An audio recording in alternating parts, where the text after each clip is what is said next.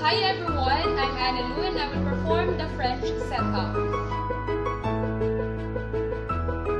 1. Place the flour base in the middle of the table, as well as the salt and pepper shaker.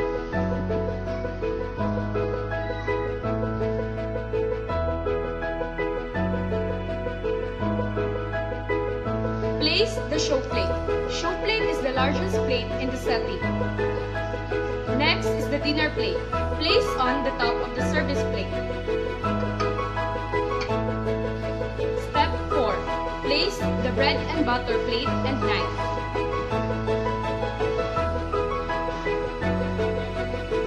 Place the dinner fork. Place it in the mid-left of the serving plate. Next is the fish fork. Place it beside the dinner fork.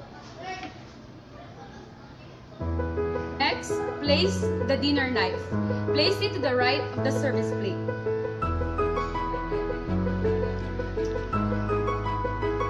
Next is the fish knife and the soup spoon. Next, place the different glasses. First is the water goblet, red wine,